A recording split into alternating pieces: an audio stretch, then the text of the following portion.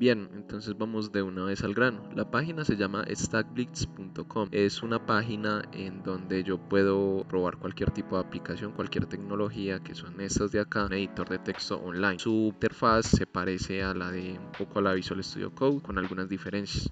Acá podemos conectarlo a nuestro repositorio de GitHub y podemos guardar directamente nuestro código. Acá simplemente vamos a hacer un console, vamos a poner esto un poquito más grande, así, un console.log para ver si ya está conectado nuestro archivo JavaScript a nuestro programa. Venimos acá y le ponemos un script RC y así es como definimos cualquier archivo de JavaScript dentro de un archivo HTML.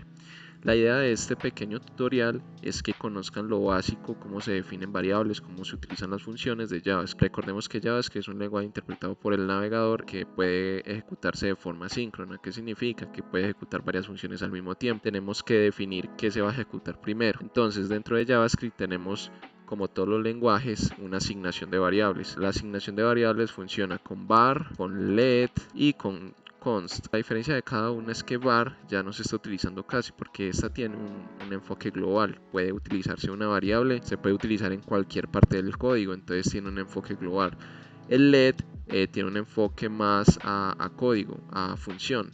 Entonces, digamos, si yo tengo una función acá definida como nombre y adentro de esta función tengo una variable llamada let, esta variable let solo va a ser aplicada dentro de esta función, más no por fuera. Entonces hay que tener muy en cuenta esto. Y la asignación, la palabra clave const, significa de una variable constante que no va a poder ser redefinida. Esto ya lo tienen muchos más códigos. Tenemos que hay varios tipos de datos dentro de JavaScript. Tenemos una cadena string que se define de la siguiente manera, con comillas dobles o simplemente con comillas simples, y adentro el contenido. También tenemos tipo de dato number, que va a ser un número, sea decimal o entero, cualquiera podemos colocar ahí. Tenemos también el tipo de dato array, que es una cadena de texto o de números o de cualquier tipo de dato que tú quieras colocar ahí. Tú puedes poner también objetos, lo que tú quieras. El array se utiliza de la siguiente manera: ponemos los corchetes y adentro ponemos cada uno de los elementos separados por coma. Podemos también definir diferentes tipos de datos acá, podemos poner un objeto acá. Ya eso es como lo necesitemos. Vamos a poner enero, febrero, marzo, punto y coma. Por último tenemos otro tipo de dato que es un objeto, object, que se define así, y el cual me permite manipular, digamos, diferentes también tipos de datos dentro de determinada estructura. Este objeto puede comportarse también como un elemento JSON. Un objeto se utiliza básicamente para las clases. También puedo definir clases en JavaScript. Simplemente creo un objeto y adentro del objeto van las claves o propiedades que le dan el valor a ese objeto. Entonces, por ejemplo, voy a colocar como llave nombre y ese nombre es una cadena de texto que va a tener un nombre, Jonathan. Y también voy a poner una otra cadena que va a ser edad y le vamos a poner 20, por ejemplo, punto y coma. Yo puedo acceder a un objeto de la siguiente manera: console.log, indicando el nombre del objeto, punto y el nombre de la propiedad. Ya él me lo autocompleta. Si yo quiero acceder a nombre, guardamos y vemos que en la consola ya me trae el string del nombre. Así es como yo accedo a cualquier propiedad de un objeto. Para yo acceder a un elemento de un array, accedo por el nombre array y dentro de corchetes accedo a la posición que tiene ese array. Quiero acceder a febrero, por ejemplo. Recordemos que en código todos los arrays siempre empiezan desde 0, entonces 0, 1, 2. Entonces vemos que febrero es la posición 1. Ponemos acá el 1 y vemos que la respuesta es febrero, que estoy accediendo a este elemento.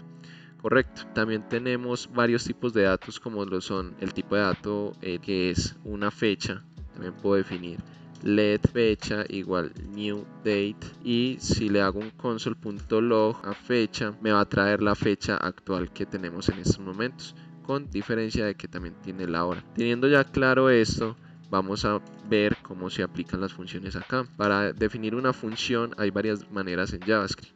Con la palabra reservada function ponemos el nombre de la función, mi función, entre paréntesis, y dentro de llaves colocamos lo que va a ejecutar esa función. En estos paréntesis podemos colocar parámetros. Por ejemplo, mi parámetro va a ser esta variable de acá, que va a ser number. Esto es un parámetro de esta función.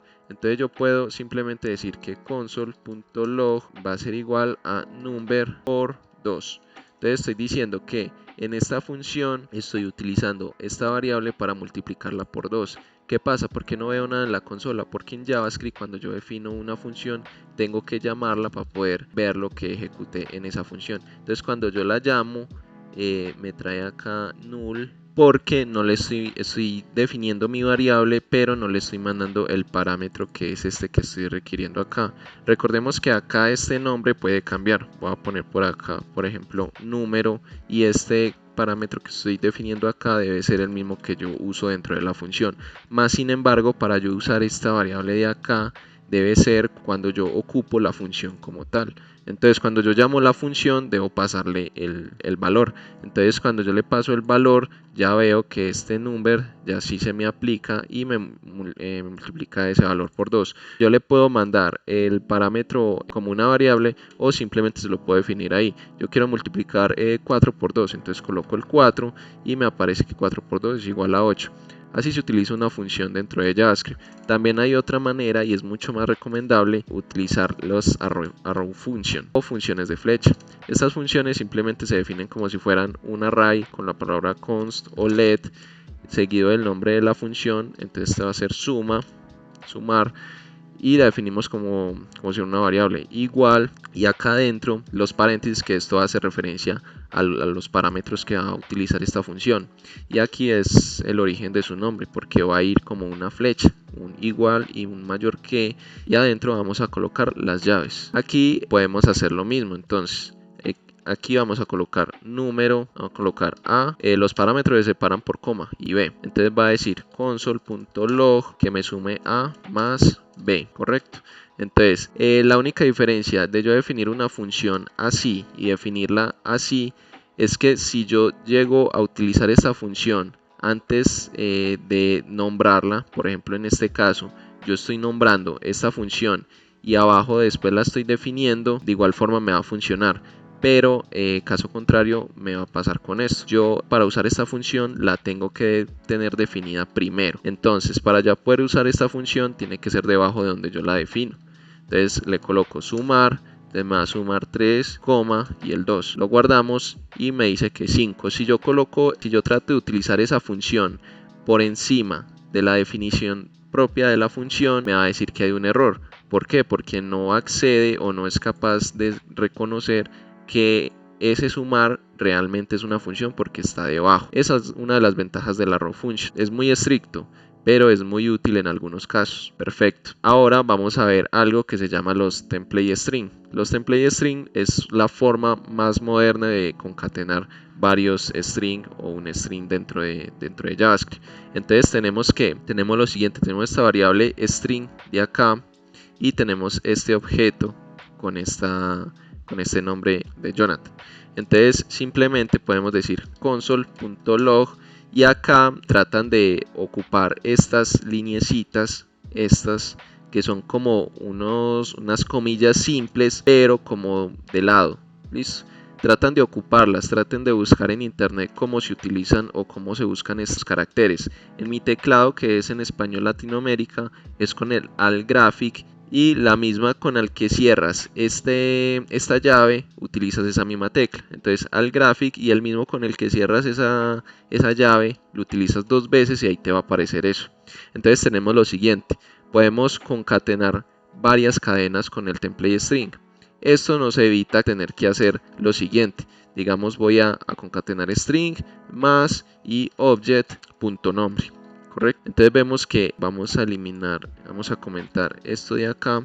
Vemos que acá dice hola mundo, yo quiero que haya un espacio, entonces tengo que poner acá un espacio acá y otra vez el más. Entonces ya me coloca el espacio ahí. Y si yo quiero colocar algo desde la misma scope, desde el mismo scope que hay ahí, entonces yo tengo que poner más, pongo los comillas simples y acá coloco JavaScript, por ejemplo, y vean que se va concatenando. Entonces, para evitar toda esta chorrera, se utilizan los template string. ¿Cómo se usan? Simplemente después de haber colocado esto funciona también multilínea. esto no es multilínea. Entonces para yo poder ocupar esto, simplemente signo pesos, abro y cierro llaves y coloco el nombre de la variable. Y como pueden ver ya se me va colocando ahí. Cuando quiero concatenar o colocar otro elemento, entonces ya miren que yo ni siquiera tengo que poner el más, sino que yo coloco de una vez el espacio, vuelvo a aplicar lo mismo y pongo oye.nombre. Y como pueden ver ya me va concatenando directamente. Y ahí adentro obviamente reconoce el string. Entonces coloco ahí JavaScript. De esta manera es mucho más fácil yo poder utilizar templates dentro de mi código. Entonces puede haber casos en el que yo quiero hacer, digamos, lo siguiente. Quiero recorrer, vamos a aprovechar que tenemos este array y les explico cómo funcionan cómo se consumen los array. Entonces quiero recorrer este array y a cada uno de ellos quiero ponerle un texto al lado. Entonces vamos a usar array y hay varias formas de utilizar o de recorrer un array. Con el punto map, que es recorrer cada uno de los elementos, o simplemente con el for. Primero accedemos al item of array. ¿Qué me indica esto? Es una nueva manera de recorrer un array. Entonces me dice que de cada array, de cada elemento que hay dentro del array, me vas a asignar un ítem. Entonces por ende ya puedo acceder a cada uno de esos elementos. Por ejemplo, entonces yo quiero mandar en la consola. Recuerde que esto es un for y esto es la manera en la que se recorren los array, que son varios elementos dentro de una variable. Entonces yo simplemente coloco console.log, el template string, y digo que voy a coger ese ítem. Como pueden ver ya me va a hacer un console.log por cada uno, y a ese ítem le voy a añadir mes del año, por ejemplo, y ven que ya directamente me va a recorrer cada uno de ellos, con la única diferencia de que va a cambiar el ítem, que es el que voy a recorrer acá.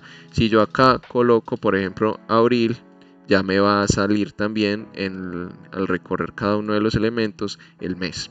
Correcto, así se recorren los array. Eso es lo más básico. Hay muchas maneras también de recorrer un array, pero esa es pues como la más utilizada. También está el while, que son diferentes maneras de recorrer. Eso ya está pues como para tema de consulta. Está el do while también.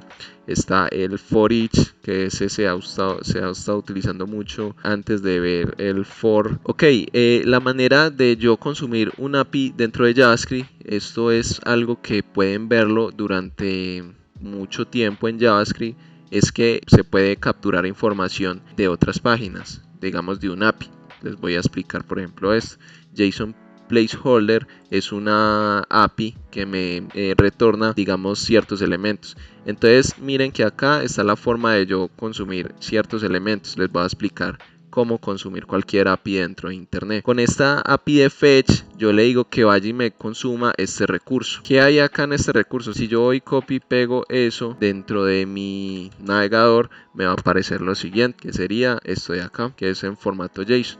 Entonces, ¿qué dice esto? Que me traiga la información de esta página. Entonces JavaScript es capaz de ir a capturar esa página. Luego, como el fetch funciona como una promesa, después de haber cumplido esto, ejecuta esto, que me convierta esta respuesta, como esta respuesta que vimos acá no está en formato JSON, sino que es un formato en un plano texto. Entonces hay que convertirlo al JSON para luego poder manipular esa información. Acá vemos que ya hace otro then para ya manipular esa información y mostrarla por consola. En este caso, un ejemplo, aquí me dice que puedo acceder a to-dos para el elemento 1, pero si yo le quito el elemento 1 puedo acceder a un array de objetos, como pueden ver acá. Entonces, ¿cómo puedo quitar esto? Simplemente quito acá el 1 y ya veo que va a haber objeto de objeto. ¿Cómo hago? Como esto ya es un array, por eso lo veo objeto sobre objeto. Entonces, ¿cómo hago para yo poder visualizar cada uno de los elementos? Recuerden, como esto ya es un array, como pueden ver la estructura, recuerden que un array puede ser de objetos, de string, de números, lo que sea. Entonces, simplemente puedo acceder a ellos de la siguiente manera. Ya lo tengo como un JSON para poder manipularlo. Si no lo coloco como un JSON, voy a tener un error porque no voy a poder saber que eso es un array. Al tenerlo ya como un JSON, simplemente voy a venir acá y voy a hacer un JSON.map, y esta es la otra manera de recorrer un array. Entonces voy a recorrer cada uno de esos con el arrow function. Simplemente vengo, abro llaves y acá simplemente coloco console.log, y a cada uno de estos elementos que yo estoy viendo acá voy a acceder, digamos, al título. Entonces yo le digo que, recordemos las de los template string, yo digo que la tarea, ¿qué tarea? Entonces sería ítem punto, porque esto es cada uno de los elementos. Ítem ya se reemplaza por cada uno de los elementos. ¿Y cómo se accede a un objeto? Con el nombre del objeto que yo definí acá como ítem, y como el nombre de la propiedad, que sería título.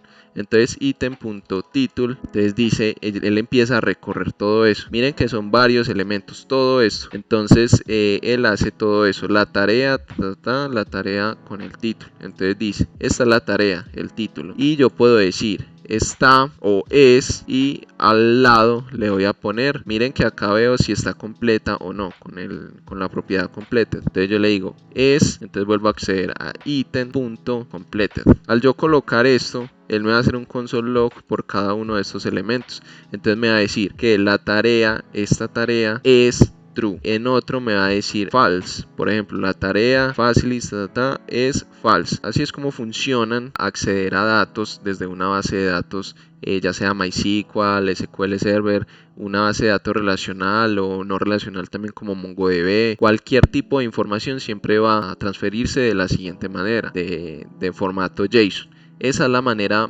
más utilizada dentro de todo Internet, como se utiliza la transferencia de datos entre una página y cualquier API. Eso ha sido todo por hoy. Espero que el video pues haya sido de gran ayuda. Espero no haberme pasado mucho más del tiempo, y que tengan un buen resto de día. Ojalá compartan el video, le den like, y estaré subiendo videos en los próximos días. Bye.